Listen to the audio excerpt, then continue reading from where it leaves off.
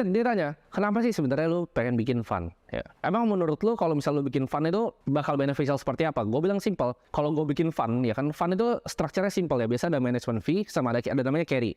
Jadi buat yang masih awam banget, ya ini gue jelasin buat yang awam banget. Misalnya gue bikin fund venture capital nih, di mana gue invest di early stage startups.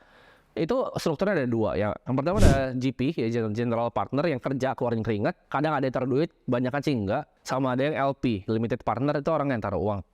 Nah, gue dari dulu cita-cita gue untuk jadi GP. Kenapa? Karena enak banget ya. Gue dapat uang nih. Contoh misalnya gue fundraise 10 juta dolar. Gue rasa dengan koneksi gue sekarang untuk gue raise 10 juta dolar itu bukanlah hal yang susah. Paling mungkin ya sekitar sebulan gue nyari uang tuh pasti beres 10 juta dolar. Itu kalian dapat biasa namanya 2% management fee. Sama kayak kalian invest di reksadana ya. Para MI ini dapat namanya management fee. Sama, di fund juga sama. Jadi misalnya uang 10 juta dolar nih, 150-an M lah kira-kira, 140 sekian M.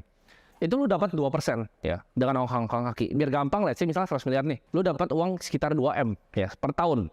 Lu kalau punya fund 100M, lu akan dapat uang 2M per tahun cuma buat ongkang kaki ya sebagai management fee. Begitu investment lu ada yang berhasil, misalnya lu seed masuk nih, lu series B berhasil keluar, lu exit ke investor yang lain, lu dapat percentage yang namanya carry ya. Jadi uang tumpukan lagi di atas management fee tadi.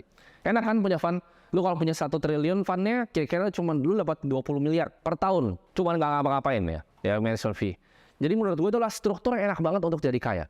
Sampai akhirnya gue ngobrol sama beliau. Dan beliau ini ngajarin gue. Jadi uang tuh turunannya ada banyak gitu. Uang-uang besar, LP besar, itu pasti masuk pertama kali ke yang gede dulu nih. Contoh di venture capital mereka akan masuk ke Andreessen Horowitz. Mereka akan masuk ke Sequoia. Ya, fund-fund di Indo itu masuk ke belakangan. Itu biasa uang-uang tier 3, tier 4, tier 5 yang baru masuk ke fund-fund Indo. Dan jarang yang bisa bikin fund itu fund 1, fund 2, fund 3, fund 4 di Indonesia. Ya. Maksudnya apa? Jadi kalau kalian misalnya raise fund 1 nih, gue bikin fund 1, misalnya Ronald Capital gitu. Fund 1 itu gue raise misalnya 10 juta. Nah, fund 2 itu biasanya gue harus raise lebih.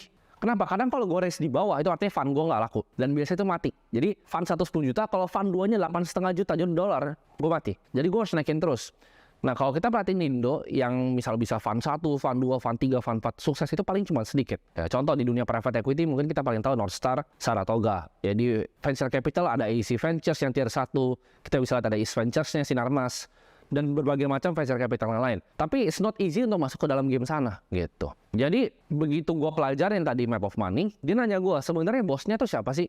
GP ini atau LP ini? Nah, gue baru mikir di sana, the real boss adalah LP. LP itu adalah yang taruh duit. Dia nanya ke gue ya, LP yang menurut lu tuh ada apa aja? Nah, di situ gue jawab, LP itu menurut gue tuh ada SWF ya, Sovereign Wealth Fund.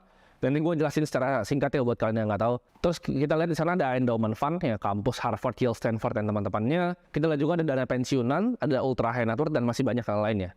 Nah, tapi the real boss ini adalah LP ya. Jadi even private equity Indo itu banyak uang-uang besar dari luar. Contohnya uang dari Thailand, uang dari misalnya Abu Dhabi ya. Yang berkuasa itu sebenarnya LP yang punya uangnya. Kenapa? Karena orang yang punya fund di sini, mereka punya yang namanya redemption date, di mana orang bisa tarik uangnya. Contoh, misalnya gue punya fund tadi 10 juta dolar, tapi per quarter gue bisa bikin orang tarik uangnya. Misalnya satu LP bilang, gue kurang suka sama fund lo nih, kita redemption. Nah, mungkin kalau di venture capital tuh agak panjang ya, ada maturity date-nya. Tapi kalau kita structure seperti hedge fund, di mana kita masuk di public market, banyak kan orang itu bisa tarik gitu. Kalau gue punya hedge fund nih, 10 juta dolar, orang bisa tarik nih tiap quarter nanti uangnya. Nah, itu menurut gue struktur yang nggak enak, di mana orang bisa tarik duit. That's why dia cerita ke gue, kalau misalnya the ultimate game adalah menjadi LP-nya, bukan menjadi GP-nya. Jadi kita jadi Harvard ya, kita jadi Yale-nya. Nah, mereka ini bisa akhirnya jadi LP, ya, karena mereka punya unlock namanya ini holy grail dari investasi, yang gue juga baru belajar, namanya permanent capital. Dengan permanent capital, itu adalah uang yang nggak pernah balik lagi.